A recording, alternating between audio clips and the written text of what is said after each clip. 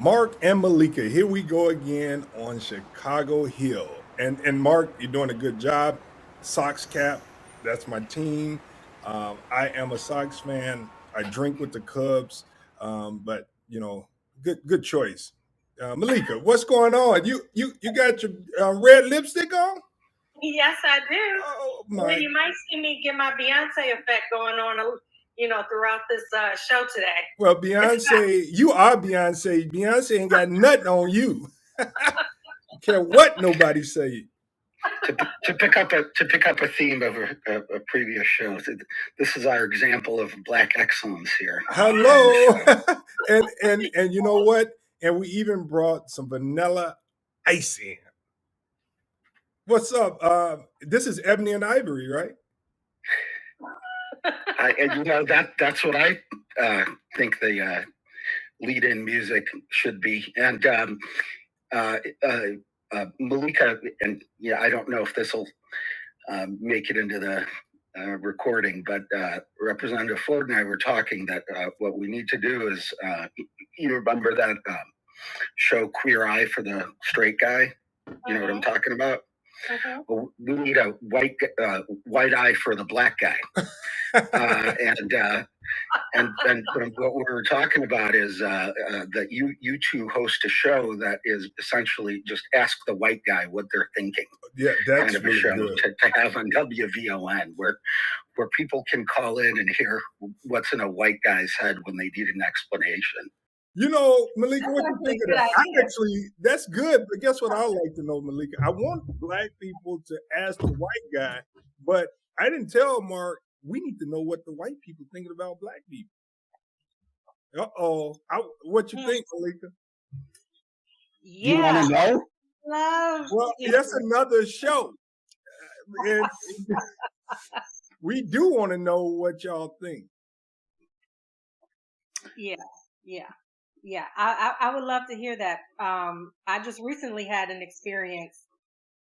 I won't say where because I don't know where it's going to go. But as soon as I walked into that office, that receptionist, because not many of us walk into that office in this particular part of North Shore. I'll just say it, Highland Park. Mark, are you familiar with Highland Park? Are you kidding me? That's where most of my people are from. I'm the proverbial black sheep because we live in Oak Park. That's like not on the North Shore, so we're not in the club. So I know how it feels. I'd probably get the eye if I walked into that office too. No. Well, I got the feeling they didn't see too many of black people walking in that office, and That's true, and that's where you look out the window, you see a black guy jogging by. Never mind that his mom and dad might be millionaires with a house down the street. Yeah. You look out the window and you see a black guy jogging by, and you see where this is going. And so, I actually think that's a useful kind of a conversation to have, because so much of it is about difference rather than particular kind of difference. I think difference makes humans uncomfortable to begin with, and then you add race to that uncomfortableness with somebody who's not like me. And in sort of in the human brain, things are still tribal. I remember a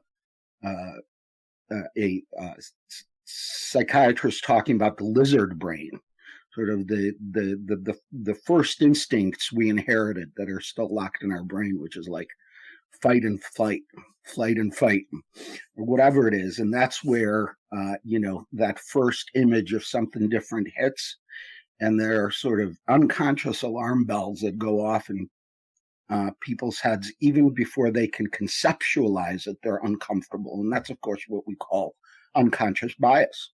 Well, Malik, I had an incident just, I think it was Friday. So I went to a restaurant in Chicago, and I go into this restaurant, and I don't like to dress up. I had on my all black, and I had on a hoodie, and I actually was standing right at the host table, right there in his face.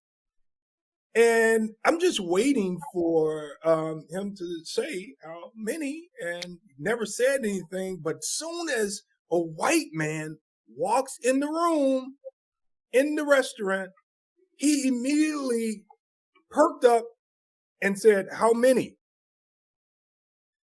So I was invisible. So I was calm. And so when he came back, the white guy actually said, oh, we're not ready. They'll give us a moment to breathe. And he said, well, you were looking at your phone. So I didn't know. I said, well, he was looking at his phone too, because he was checking to see where his guests were. And I said, I don't understand what that was about. He said, he looked me in my eyes and I looked him back in his eyes and I said, let's go. He takes me to the seat and he says, I'm Mexican, so I don't discriminate against anybody. I said, let me tell you something. You need to be conscious. That's all I have to tell you. I'm not going to fight with you. Just be conscious.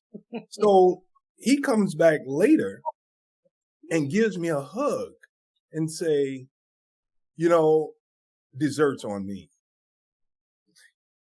There you go, black man. I Right. hope that satisfies you. And not, I'm sorry, but dessert's on me.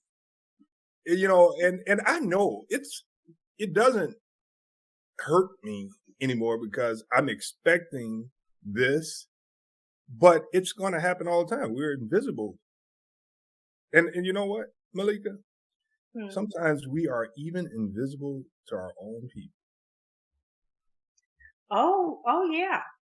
What do they say? Some skin folk aren't kinfolk. Yeah. Mm-hmm. So I tell you one thing. Like that, when you go to something like that, sometimes it depends on, you're thinking, okay, here's a black person that's going to hear me out. They're going to understand what I just experienced. But often, I've been finding, oftentimes, no, they're going to look out for their job. Let me ask you guys. Sorry about that. Didn't mean to cut you off. Let me ask you guys something about what's in my head, in the white guy's head, because I was just thinking to myself, how would I have handled that incident? And you know what would have been different for me if I had sort of a black person and a white person walking around the same time? I would, by default, this is the way my brain is wired. Here's what have happened in the back of my head, and I'm just thinking about it.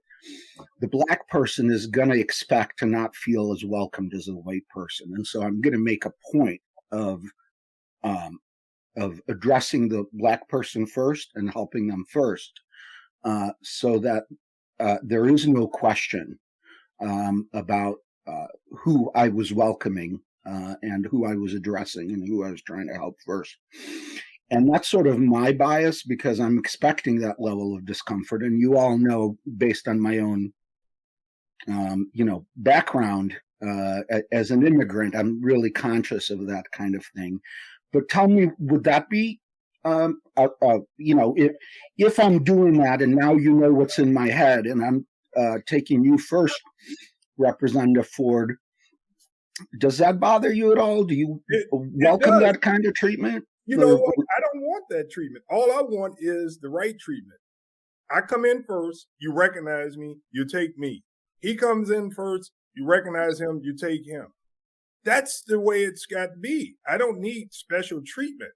And that's what we have to realize, that black people are not looking for special treatment.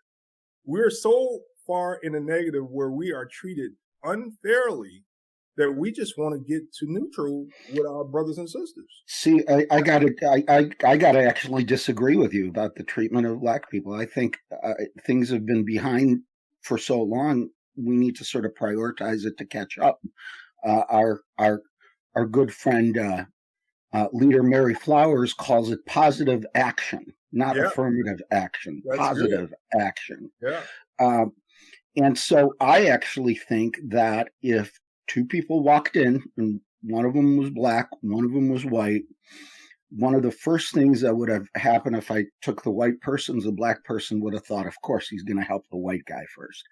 And to me, having this context and having, quote unquote, black friends, this is a very real issue to me. And so I feel like some positive bias, if you will, positive action is actually not a bad idea. I don't think it's bad of me if you walk in around the same time to go out of my way to make sure that the person who doesn't look like me, or maybe most of the patrons in the restaurant, feels comfortable and welcome and appreciated.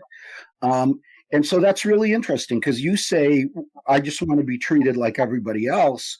And I guess my sense is that we got to catch up before we go to that. But we're never going to catch up, Meleika, are we, if we don't get to neutral? So we gotta really catch up, get to neutral, so that we can now, because we're not even visible. I guess the point is, if you stay at neutral, though, you're not going to get much. I mean, we need to get more than you're getting now. Is my point. Sorry, Meleika. Oh no. I love what you're saying. It's good to hear what a white person is thinking. Some white people, some white people may think, oh, the dishwasher should have used the back door. Some people might think that too. And I'm not saying that doesn't happen. I'm just saying that my own conscious bias would be to recognize the potential discomfort and the potential sort of lack of value that person might feel, and think, of course, he's going to take care of the white guy first. And so mine would have been to go out of my way to prove that person's assumption wrong. And you know what? And oftentimes you'll get, oh, well, black people get too sensitive. It wasn't like that. She didn't mean it like that. He didn't mean it like that. But, in my situation, I walked into this office. I was needing some help. I wasn't thinking race. I wasn't thinking anything. I walked in and expected just service. How wrong of me to just expect just See, service. that's what I'm doing. Yeah, that's right, Meleika. Give me service. And you know what? I am really, really all about everyone being treated equally and fairly. And Mark, you're absolutely right. We are owed, some repair, and we do need white people to be conscious about the societal, norm right now and change it. And it does take extra positive action to do that.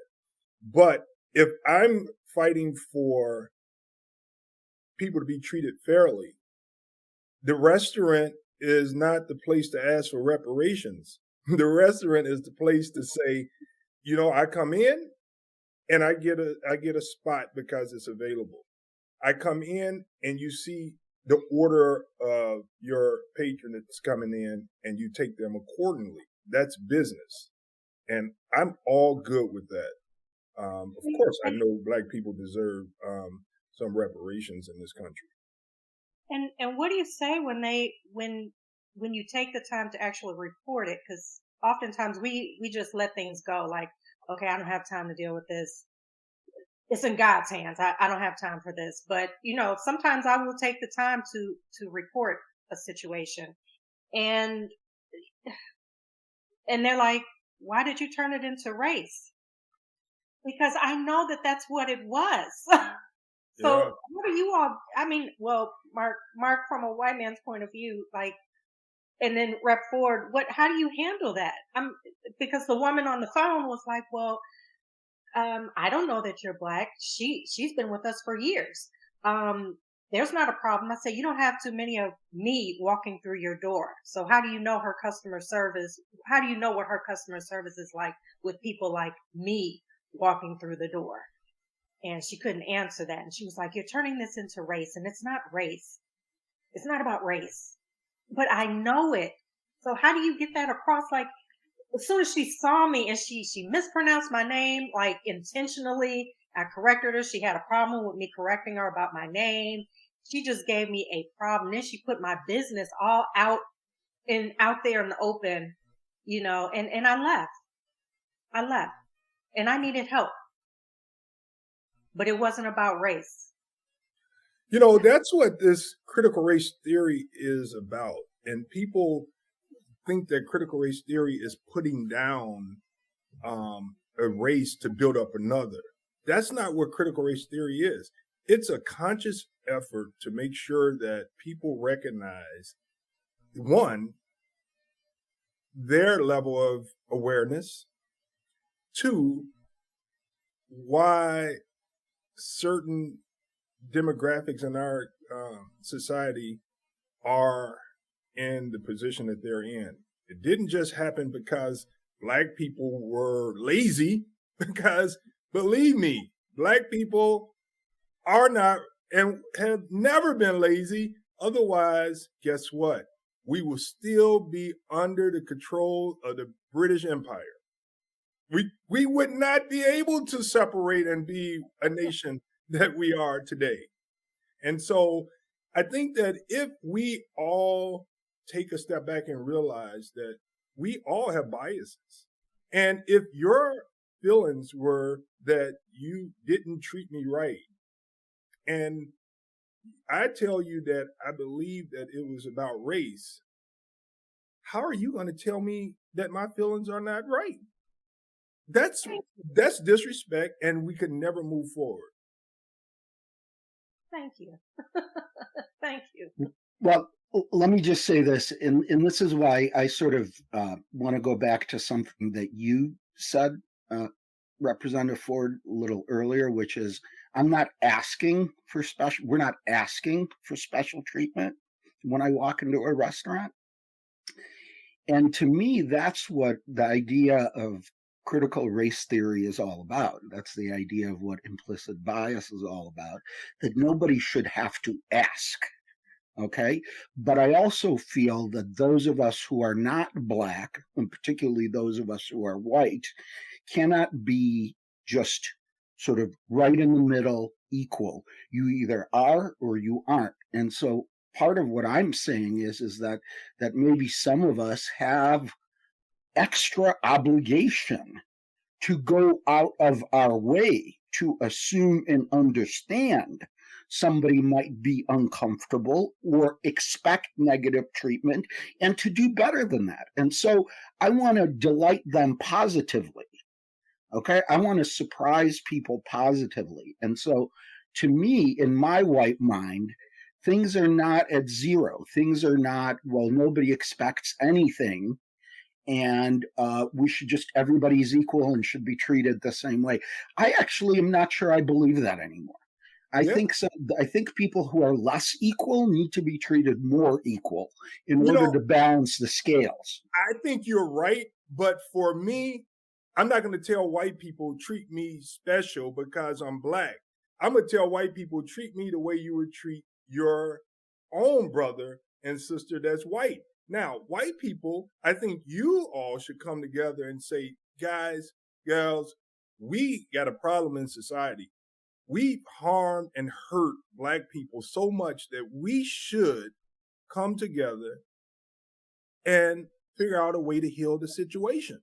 And one way we could do it is be positive with our actions, to see our brothers and sisters of a different skin color, to see them. Now, remember, not just to see them, but remember, Black people tend to be invisible to white people sometimes.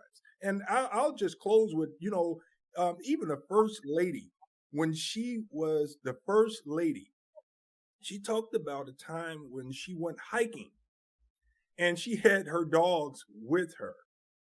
And it was disturbing to her because here she is, the First Lady, and no one even looked her in her eyes. They didn't know it was Michelle Obama. They went straight to the dogs and they loved the dogs. They didn't even look at the person that was walking the dogs. And she said she felt less than human because the white people didn't even know that I was the First Lady. They didn't even see me. They saw my dogs. I believe it. See, that's so interesting because to me, within that context, there is a different thought. And again, obviously, you cannot argue with the person whose perception is whatever it is. And obviously, you have to take the first lady at 100% value and say, sorry that that happened that way. But to me, see, it's sort of opposite. Sometimes I want the black person to be treated like, I don't want people recognizing difference within the context where all of us are just hanging out and the same. So to me, if they saw a black person walking dogs and they didn't come up and pet those dogs and they didn't say, oh, what cute dogs, I would actually take that as sort of not even my cute dogs could bring these people around to me and make them interested. So to me, the fact that they didn't recognize the pigmentation, but did what people, I mean, look, Michelle Obama is not any different than any white guy who takes a puppy to the beach. Okay. We all expect the same reaction. You want attention from the opposite sex, you bring a cute puppy with you. I mean, it's sort of a trope. But there is some, whenever I see somebody with a cute dog, I focus on the dog. And Yeah. to me, that may not necessarily be a negative thing, but there it is. I think that I took her statement as a life experience and not just that time, because I kind of said, well, I do know that that people always love dogs, but she had another experience. She was with the CIA, the Secret Service, with her girls, and they go into this ice cream shop, and it's Michelle Obama and her two girls, just happy as could be, just like anybody else that's going to get ice cream. And she's standing there and nothing. They didn't even see her. Then some other people with lighter skin came in and they said, hi, can I take your order? This is the first lady. She said, I didn't bring the CIA in to take our orders. I wanted my girls and I to just go in and get ice cream. But the first lady was invisible to the people that worked for the ice cream shop. So I think the moral of the story is Black people can't be invisible. Look at our beautiful skin. You could see us. Please. We're hard to miss. We are very hard to miss. Well, and see, and this is exactly what I'm talking about, because my reaction would have been to say, oh, look, a Black family, I'm going to make sure those Black girls are treated like royalty so that they have the experience that they deserve, and their mom too. But honestly, my focus would have been on to those young Black women to do whatever I could to serve them, because that was my job, to make them welcome and serve them. And I would do that with all customers. But I can tell you right now that given my own sensibility, like I said before, my inclination would have been to overbalance in the other direction. Okay. And to say, I'm going to take them first. I'm going to take them right away. And by the way, I'm going to treat those young women special because more people ought to, so that they grow up understanding what their real value is. And, tell me, maybe that's just like way over the top of what goes on in my brain. No, I don't think so. I'll say I had another experience, and it was in Highland Park. It was at a Starbucks. Me and Highland Park I should just stay away from Highland Park, shouldn't I? Keep teaching them. Don't stay away. Well, no, you and I go together, so I can pull them aside and explain. It'll be like a undercover sting operation. Well, it was interesting because at this Starbucks, I was the only customer that walked in, and I was the only one, and they completely ignored me. And I'm signaling to him. He's ignoring me. He's signaling? Lord, yeah, have I'm like, mercy. Then the white woman walked in, and we're waiting, and he turns around, he sees her, and he says, oh, how can I help you? Oh. And then she said, well, she was before me. Right. And then he just looked like with with hate. And I said, I turned to her and I said, "Thank you." I said, "I'm out," and I left. And I would she just never ignore you, Meleika. Look at you with that red lipstick. How they gonna ignore you? That fine hair and that beautiful smile. Woo! well I to would have said, him, "Oh my God, is that Beyonce who You just know? walked in? Can I get her autograph?" well to him, what do I look like? To him, I don't know what I Well, what I and see, and this is why my inclination would be to absolutely urge every white person in that situation to overreact in the opposite Oh, direction. Mark, I might, I think you have to do that so that they can get to zero. Yeah, You know what? You have to overdo it to just do it right because we're human. I'm with you on that. But remember, the black man is saying, however you do it, just do it. Just do it. let me ask you this. I've seen black people treat I've seen black service people prioritize white people over other black people ooh, ooh, with yes. some significant regularity. What is that about? Tell me what that is about. That happened to me at I won't be calling out these brands, but yeah, this black was I needed her to help me with my bottle of wine she had to come do the keying thing if you buying liquor and check my ID, all that at the self-serve checkout. And I'm waiting. My thing is beeping, beep, beep for assistance. And then she went to the white guy next to me and his register was not saying he needed assistance. And he said, I didn't need any assistance. She was Wow. like, oh. And she said, well, I wasn't putting him before you. I was like, yes, you did. Wow. Yes, you did. It was North Shore for not Highland Park, but close to Highland Park. So Yeah. Mark and Meleika, the moral of the story should be our wrap up. How about who's going first? What's the moral of this story today? Mark, you want to go first? Actually, the moral of the story is that I'm more comfortable with my attitude at the end of this conversation than I was even at the beginning. And I'm even more comfortable stating that attitude that we need positive action. And the moral of the story is, you know what? If you have to choose, if you have to make a choice, choose to do more. Choose to do it sooner. Choose to do it quicker. Choose to do it better than you would for a white customer, because we have to get back to even. And the fact is that I stand in line, and when I'm not noticed, I get annoyed, but I don't get humiliated. Right? I get annoyed because they're just not seeing me or ignoring me or whatever. And believe it happens to white people too.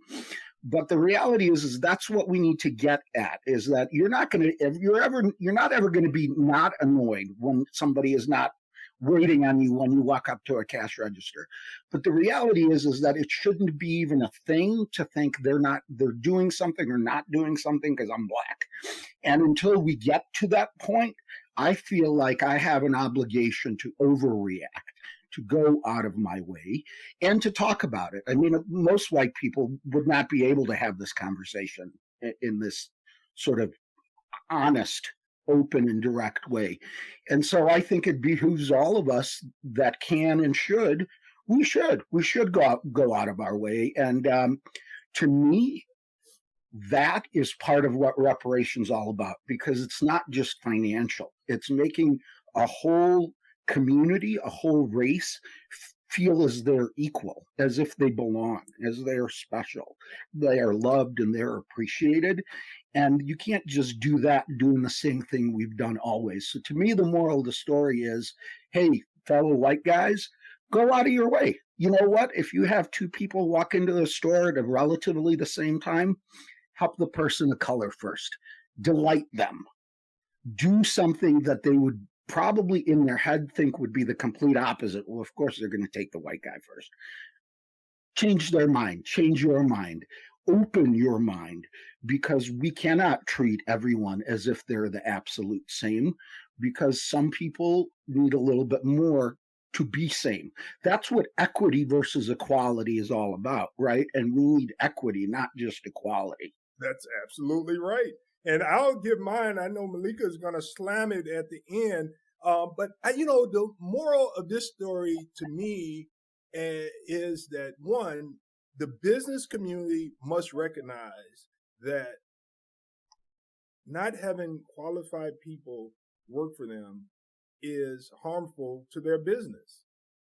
And they should make sure that people in their business, unless they're not in the right space, understanding how to treat people equally. So I would say that this nation needs to make sure that we have LBJ's moments all the time. LBJ always, when it was down to the voter rights, he went over and above with positive action. So ask yourself if you can have an LBJ moment every day of your life where you see a wrong and you go above with positive action to teach people how to make society better. That's my moral of the story. I just would want to break in to say, don't wait until you see a wrong. Don't listen to Representative Ford. Don't wait until you see a wrong. Do a right, even if there is no wrong. Always do right. It's always the right time to do what's right. Yes, and I wish we had more white people that thought like Mark. And we do. It's like you all need to. We're out of here. We're out of here. And have a meeting and be like, look, cut the crap and just treat people as human beings. Pretty much that's my closing. We are human beings. I know people think that we're oversensitive and everything is a race issue. We pull the race card, but look, we're walking into a business and we're not thinking race. We're thinking service. I'm here for a service. And then when we're confronted, because we know what it looks like, we know what it smells like, we know it when it's happening, we know it. And that's when we say, yes, this was about race, when all we wanted to do was give you our money and get some service. That's what we were thinking. People, I just treat everyone as human beings, please. And to those of color out there who experience the racism, you have to take time to call it out. And white people, when you see it, call it out, because they'll listen to you before they listen to our report. You have to call it out. And that's my club. Well, this has been another episode of Healing a Nation. See you guys next week. Ebony and Ivory. I'll see you guys later. All right.